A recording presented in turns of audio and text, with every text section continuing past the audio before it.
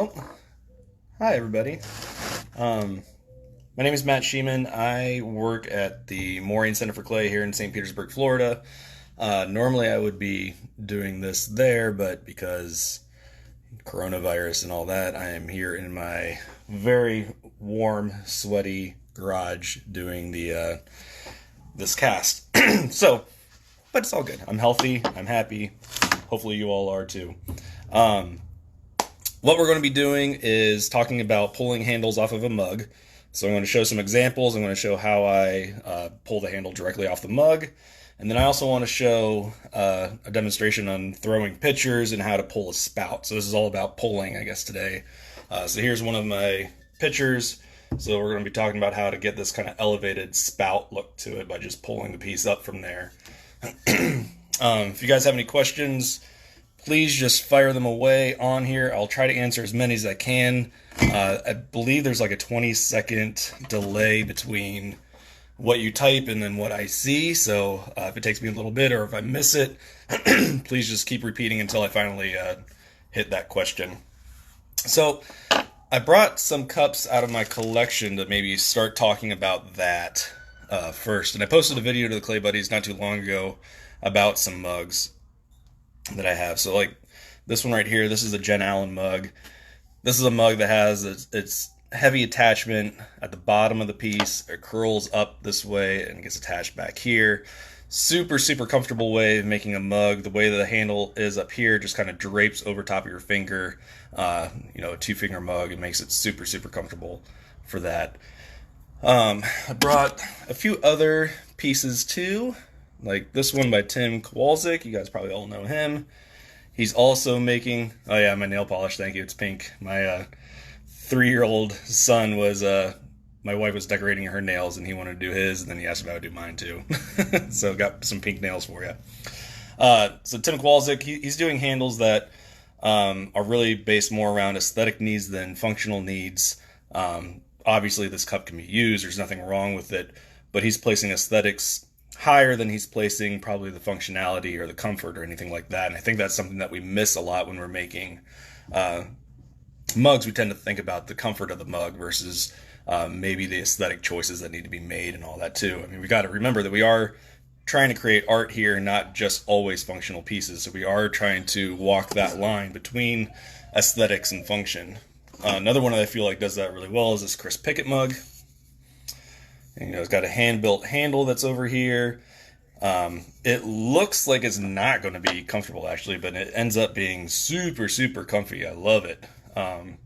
Really great mug.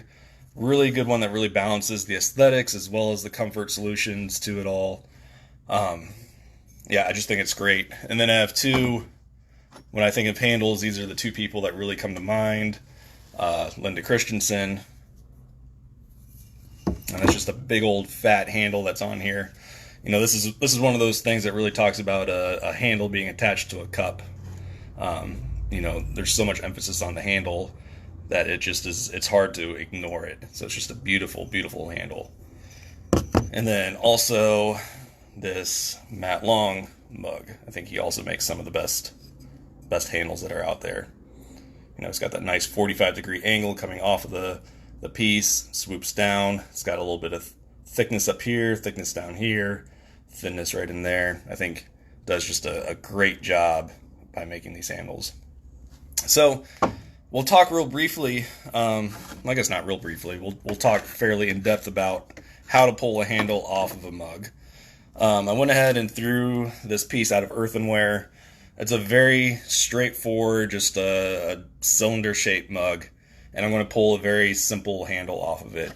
And I'm not doing anything real stylized right now because I feel like it's best to probably just break things down into the basics. That way you can then take that information and decide on how you want to treat your own pieces. But what we'll be doing is pulling a handle off the top, have it come down to the bottom. It'll be your basic 3-finger kind of mug.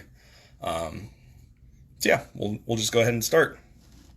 So I'm going to start off. I know my first connection point is going to be up here all the way at the top.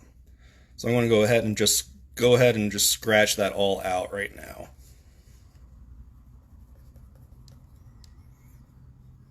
And then my next connection point is going to be down here at the bottom.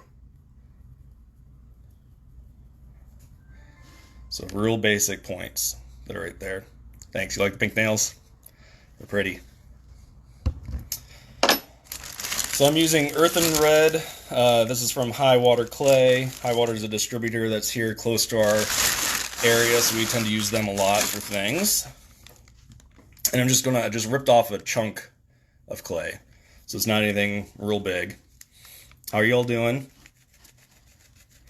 I'm just gonna roll it into a fat hot dog for now. I'm gonna put it on. Can you guys still see if it's all the way down there? Are you guys able to see that all right? Make sure my phone doesn't fall down on you guys. So I've got my fat hot dog, and I'm going to roll it into what people call a bone shape. I kind of like telephone receiver. I feel like that's a good way of describing it too. But basically, it's going to have a thinner point in the middle, and then fatter on the bottoms over here. How far down to put my attachments points? These I know just because I've done them long enough that I've kind of just figured it out. So, you know, I've got new mugs that are over there where I have the handles all in different spots because I haven't figured these mugs out yet. Here, I can show you real quick. So here's two mugs that I are new to me that I don't really know what to do with them yet. So I have, you know, handles that are up here, another one that's in the middle. So that's my only advice is you just make a bunch of different mugs and you kind of figure out where the better places to be putting the handles and all that. So yeah, it's just their experience. Mug is leather hard, yep, or a hard cheddar cheese, whatever you want to use. So when I'm rolling, I'm keeping my middle finger kind of pressed down and doing this kind of thing to get that middle area to be a little bit thinner. And then I'm going to take it, I'm going to flatten it out on both sides to make an oval shape. Okay, so it's ovaled. And the reason I'm doing that is because I think an oval shape is more comfortable on your hand than maybe a coil or a circular piece.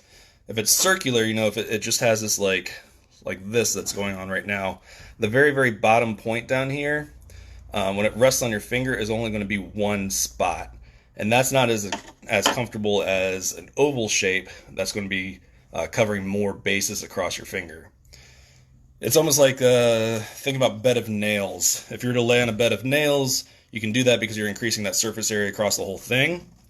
But if you are to lay on one single nail, that's going to be really uncomfortable because all your weight is distributed upon that one spot. TV ready. Thanks. All right, so I went ahead and I cut this. A good trick that I've learned is that when you're first making handles, you tend to make handles that are way too big. They end up, you know, coming way far out and all the way down because you're paying attention to that handle and you're not usually paying attention to the rest of the mug. So you end up with something that's kind of unbalanced looking. One good way to figure out how much clay that you need is to cut a lug off that should fit in between the two scratch surfaces that I made. So that means that when I end up pulling this, that will end up being just about enough clay that I need. It'll be a little bit more than what I need. I'll have to cut it back, but I won't end up having this like massive handle that comes all the way down. All right, so I'm going to hold it in my hand like this, tap it down.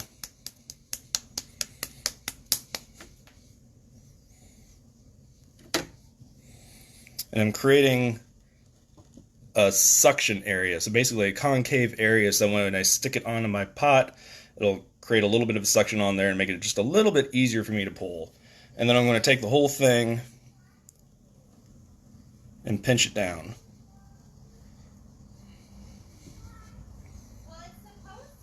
Okay, so I'm really kind of pinching everything into a bit of a shape already.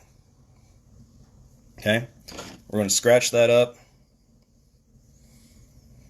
Man, it is so hot in my garage here in Florida. I'll be sweating through my shirt here soon. Thanks. Alright, so now I've got my bucket of water. I've got my handle, or my mug, and I've got my handle. I'm just going to dip the top of the handle in water. And then when I put it on the mug, I'm going to kind of take it and squeegee it on. So I'm going back and forth, pinching it on. And I'm going to make sure that my seams are all sealed over. Okay? So that's going to give me enough suction that I can really just kind of hold the piece right like that. Like that's created enough suction to kind of hold the piece together that way. Okay? So now we're going to dip it in the water, dip my hand in the water, and I'm going to go back and forth, and I'm just pulling right up here down to about there. And I'm alternating.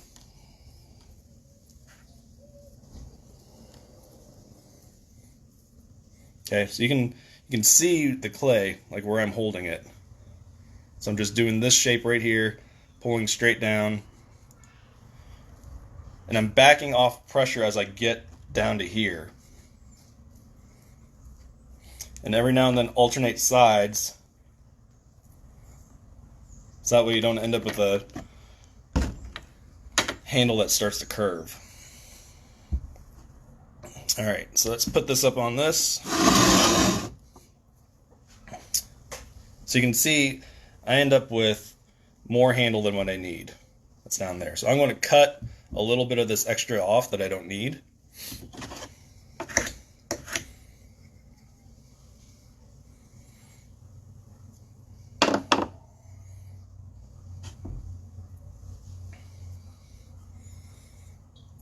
And we're going to place it right down the bottom right there. And I'm just going to end up smushing this clay all the way off to the side. So I'm just going to take my thumb, kind of work that clay.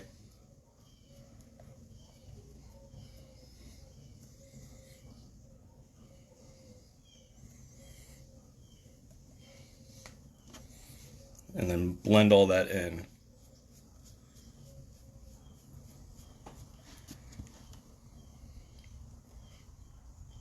Go back over my seams.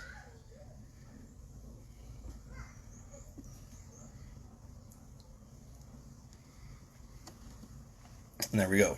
End up with a, I don't like that.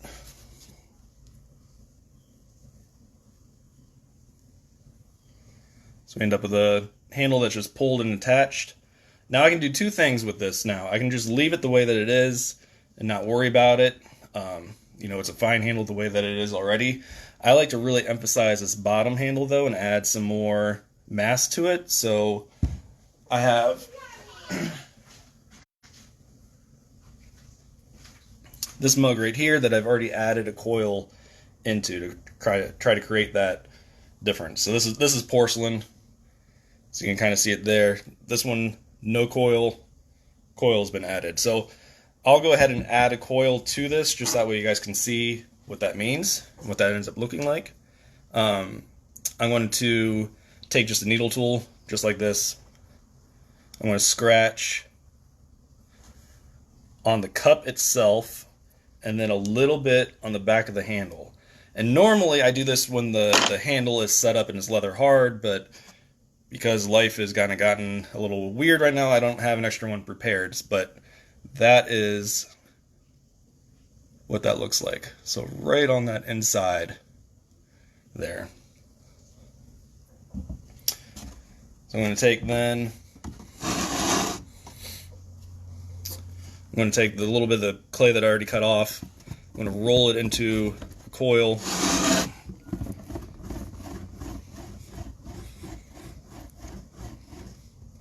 So just a basic coil shape. And then I'm going to bevel it. So I'm going to take, I can put it this way so you can see. I'm going to take this and just push down one side so that way you end up with a bit of a bevel to it. And then I'm going to cut it so there's a flat spot.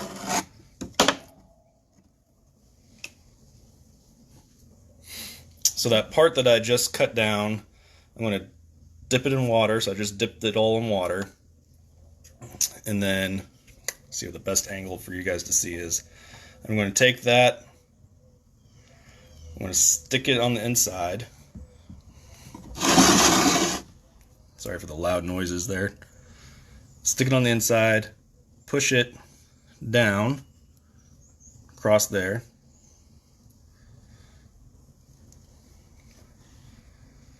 And just kind of pull away the excess that we don't need. So I've got this coil that's just kind of crudely placed in there. Now I'm going to take it and start to smear it in. And this doesn't really do, I mean, it might reinforce the handle on the bottom a little bit, but that's not really why I'm doing it. I'm just doing it because I like the look of fat attachments. So again, you don't have to do this if this isn't something that you're interested in doing. It does take a little extra time, but I enjoy the look. Maybe you don't, and that's okay. So now for this part right here, I'm going to take my finger and smooth it into the inside and over the ridge.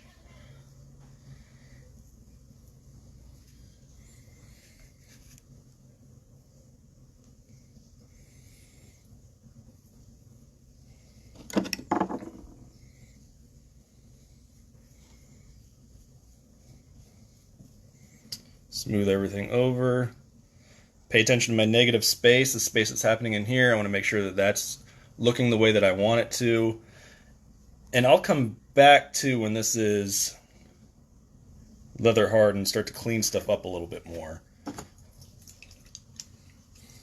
And take a rib, like that corner part of a rib, and I'm going to go over the outside of it to outline it. So you end up with two options when you're making handles, that you can either emphasize the areas where you attached it, or you can try to hide it and blend it. I'm not very good at hiding and blending it. Like, I always end up seeing parts of it anyway, so I feel like it's better for me just to go ahead and highlight my attachments instead of trying to pretend like I didn't have those there.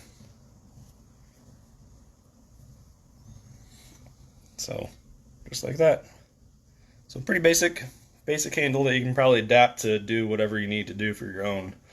Big thing with these two is to make sure that they dry slowly, because if these dry too fast, you'll end up with a crack that forms where that attachment was. So give these some time to really set up. And there you go. Any questions on handles? If not, I'm going to move over and I'm going to show you how I throw. We'll do like a whole throwing demonstration on pitchers and a lot of emphasis on how to make the spout. So let's change positions here. We're going to move over to the wheel now.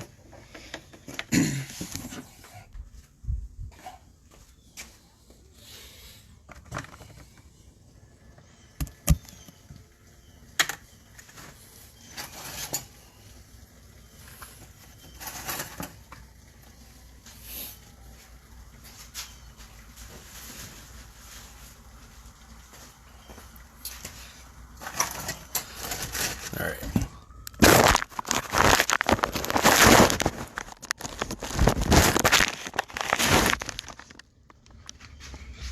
Okay, so throwing.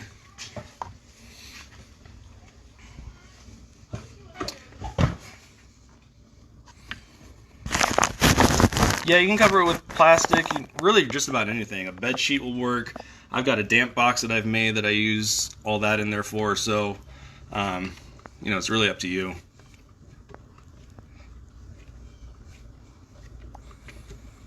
You can use vinegar. I don't really use any of that stuff, mainly because I'm lazy, but if you find that it works better for you, use vinegar, use magic water, use slip, whatever. I just use whatever's around me. Hi, Wyatt. I can hear my 3-year-old back there.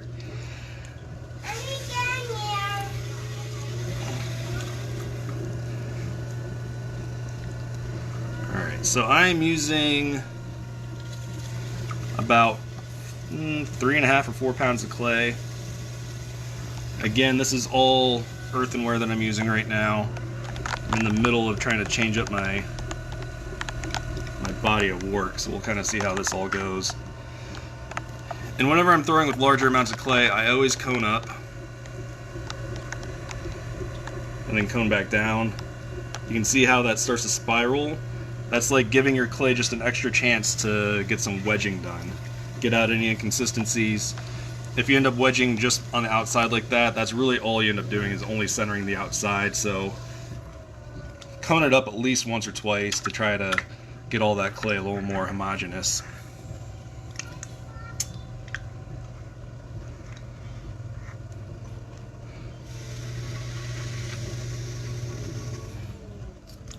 Try to throw with as clean a hands as you can as well. I'm going to adjust this just a little bit so it's a little more centered. Alright, so we're going to start to open this up a little bit and take my thumbs and work them through. So I go down as far as my thumbs will go, and then I'm going to take my fingers and work that clay in, and I'm going to open it up just enough that I can comfortably get a hand in there, because I can always make this clay wider later on, but it's a lot more difficult to make it more narrow. So my feeling is always start more narrow, then you can always get wider if you need to.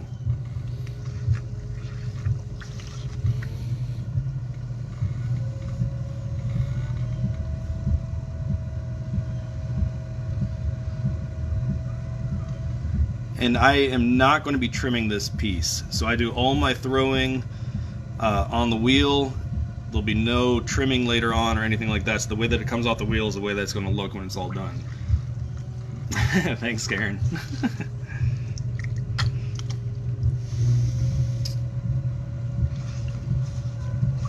Alright, so when putting water on, first thing, you don't want to use a lot of water. You're going to use a little amount of water. Second thing, when you're putting water on, only put water on the outside of your pot. So that way you'll only end up having as much water as you need. The rest of the water will fall down, it runs off the wheel, you're good to go. Don't put water on the inside, as little as you can. I only stick my hand in my bucket of water, and then whatever's wet on my hand is what goes in there. So that way I don't end up with this giant pool of water at the end of it. Okay? I'm going to gather some clay.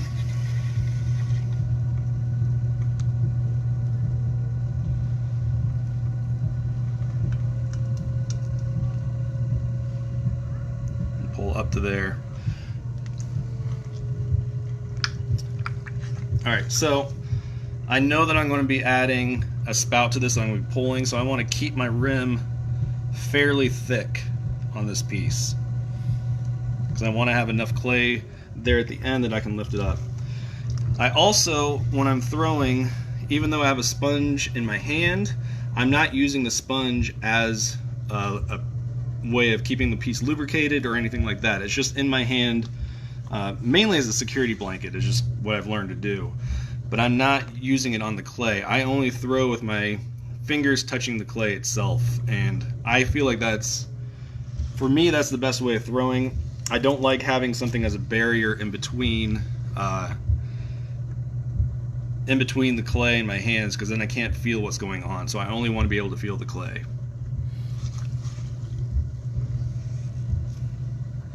Alright, so going all the way down, grabbing some clay, pulling up, and most of the pressure is coming from my outside hand.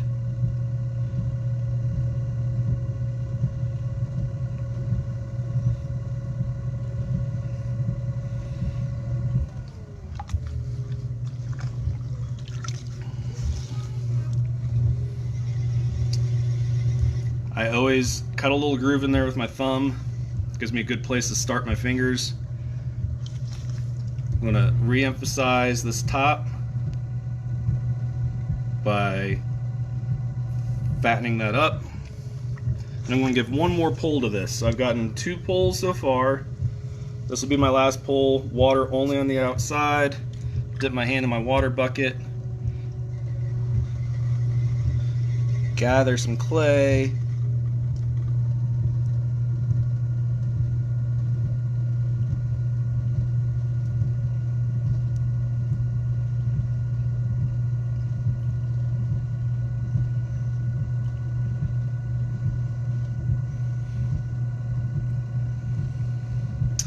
Alright, so now if you take a look at my throwing rings on here, they're really, really prominent down here at the bottom. They're average right here, and then they're almost non-existent at the top. And that's because I'm backing my pressure off each time. So I'm going aggressive on the bottom, slowly backing off, and then by the time I'm at the top here, I'm really just kind of holding my hand against it just to keep it centered. So I'm barely doing any of the throwing anymore. So now we're going to take, I'm using earthenware. So now we're going to start to shape our piece, shape the actual vessel. I like to use a metal rib just because they're flexible. They're kind of death traps, but you know, it's like the rite of passage, right? In throwing, if you don't cut yourself in a metal rib at least once in your time, then you haven't really become a thrower yet. Alright, I'm going to use the straight edge right here and start to get all this up.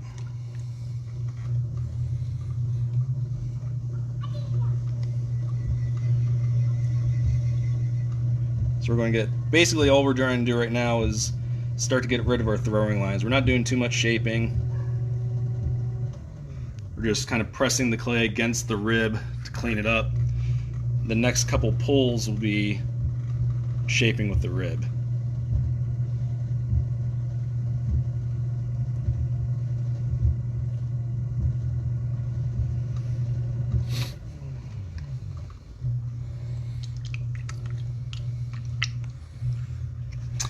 If you're having trouble with the top twisting, it's usually because you're not staying, like as you're throwing this way, you're probably going off center with your hands. So your hand's pulling one way or the other, which is causing the whole thing to twist that way.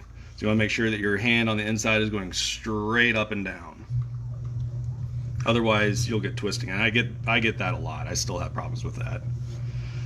All right, so now we're going to start to create some of the belly.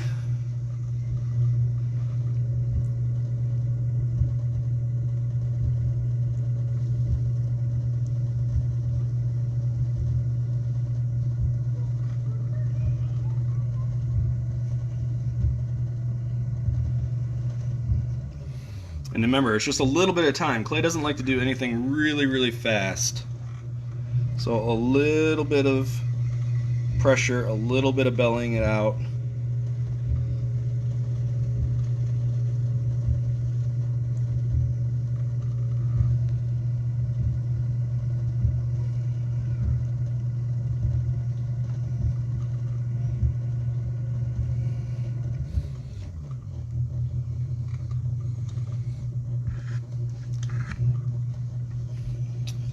Come in here with the inside of my rib then and start to belly this bottom part out.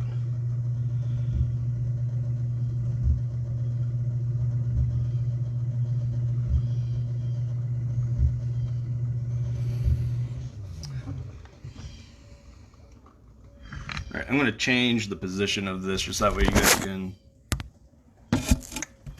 Does that affect you guys? That doesn't really help it out at all.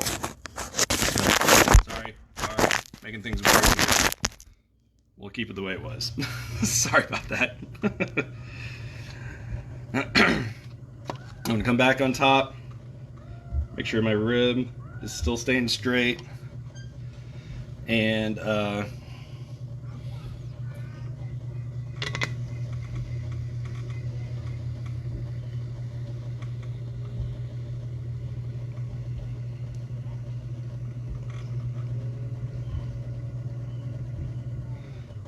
Alright, so we are going to start to narrow this part in because it's a little chunky for a picture. We want this to be a little more elegant looking. So I'm going to collar this in. Whenever I collar in, I do 6 points. So my thumb, my finger, or my knuckle, depending on where I'm at, and then my knuckle here on each hand. So 6 points all together. And slowly bring this in.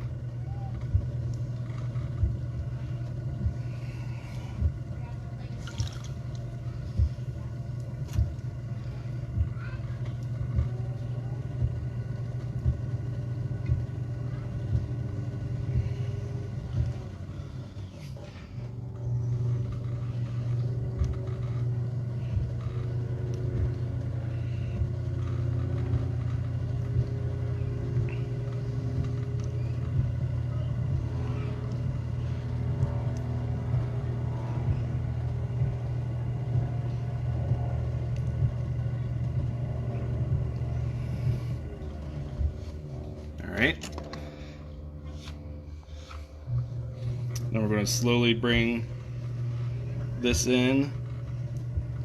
Sorry if my talking is not as much. I have to focus on this part a lot.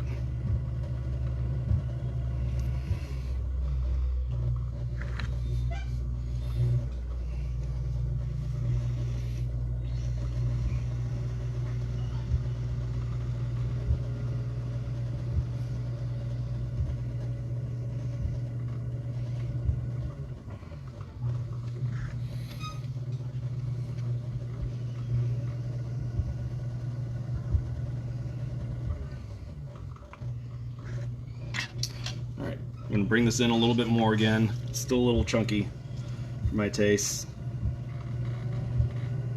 So bear with me.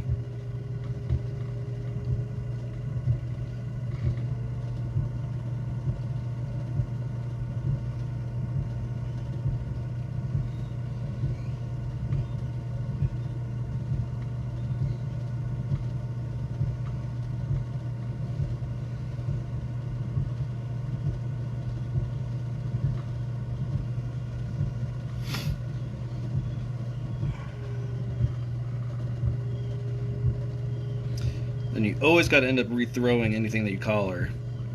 I shouldn't say always. A lot of times you do, because it just thickens up so much more.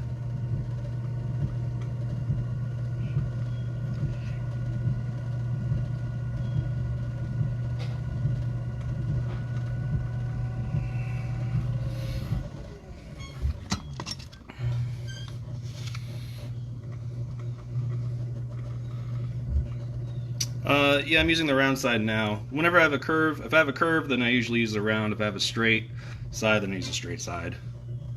And sometimes I don't pay attention and I really don't know what I do. Other times.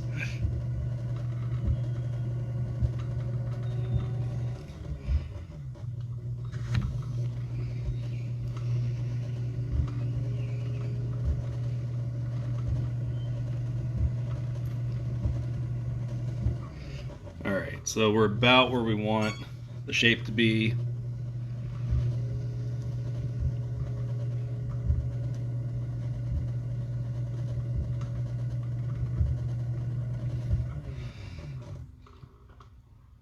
Alright, so one trick that I have, remember I said that we're not going to be trimming this piece I guess in the traditional way of trimming it, that I'm not going to be flipping it over and trimming it with a trimming tool, I guess you call them that. I'm actually going to be trimming it with just my wooden rib.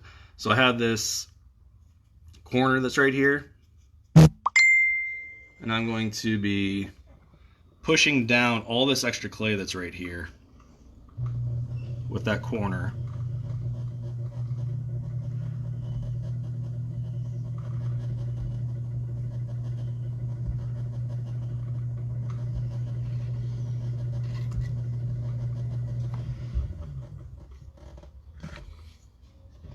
Then I'm going to use the straight edge right here so I can get inside and reshape all this.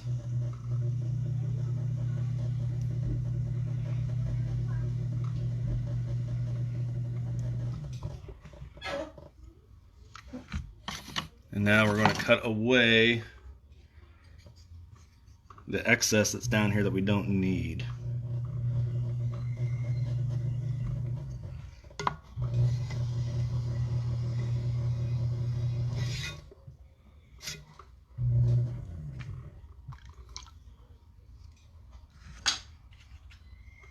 Okay, we'll come back through, get that little extra bit again.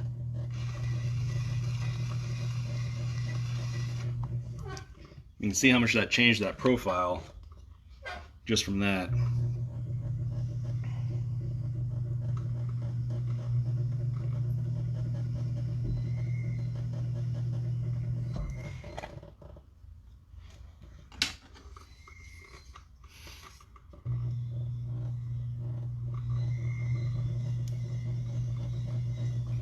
Cut away that extra bit that we don't need.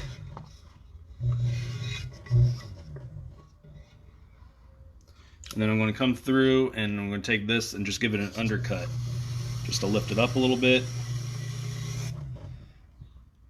And then I'll come back with my sponge and soften that up.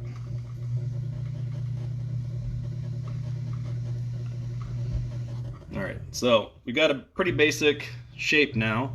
We can start to make the pitcher lip, the spout to it. I'm going to pay attention to see if I have any spots on there that are already a little higher. Like right here is a little bit higher than what it is normally, so I'm just going to go ahead and use that to my advantage and pull this spout up. Now, one of the things I always tell my students to get an idea of like what my pressure is when I'm doing this is that you want to pretend like this is a little squirrel that's in front of you, okay?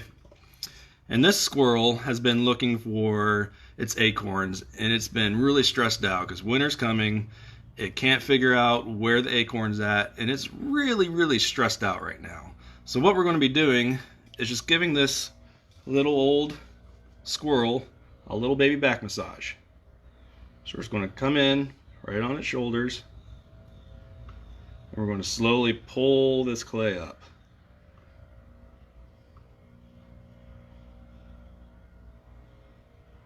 Just a little bit at a time.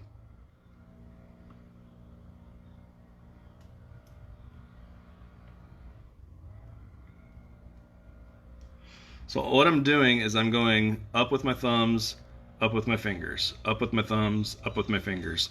And my hands are just damp. They're not coated in water to the point where they're just sliding around, but they're not so dry that they're just sticking to the piece. So it's a combination of the two, okay?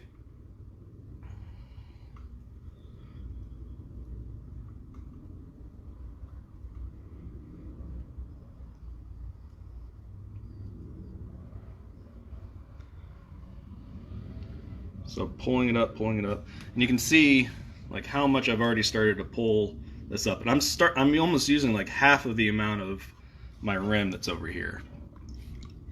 So every now and then I'm going to make an upside down U shape. My finger goes in there, and I do one of these to emphasize the lip.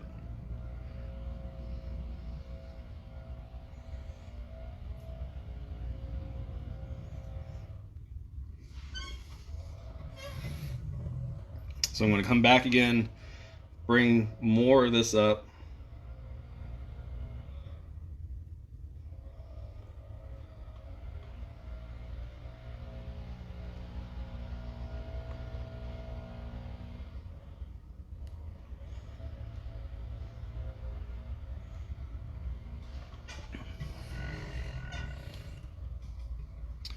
Again, so holding right like that, and then working this lip. So this part ends up being the tallest part. I'm not worried about this being the tallest part up here. And a lot of people say that you need to have sharp spouts to get rid of the cutoff flow or anything like that. And I do think that that is fairly true. But I think more than anything, I think it's the shape of your spout that matters. So these are so much more elevated that you end up getting a flow, a stronger flow that comes through and kind of projects that liquid forward.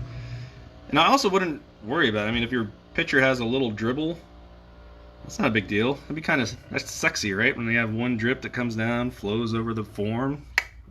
That's good stuff. All right, so let me see. So that is there's a little indication of what that looks like, or a little detail shot.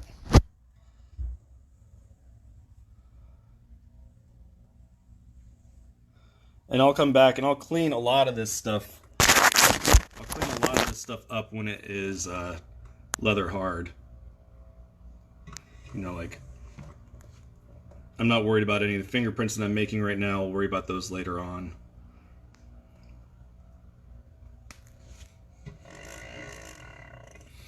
There you go. I'll wait until this gets to be leather hard, and I'll add a handle. My first attachment is going to be here. We'll come all the way down to that point down there. I think that's really about it. Again, my name is Matt Schiemann. I work at the Maureen Center for Clay down here in St. Petersburg, Florida. We are currently closed because of the coronavirus. Hopefully that's not going to last much longer, and we'll be back open. We do workshops there. I do workshops personally, so if there's anything that you guys are interested in knowing about, feel free to message me with any questions you might have, and thank you guys for tuning in. This is really a lot of fun. Hopefully we can do this again sometime. All right. Thank you all.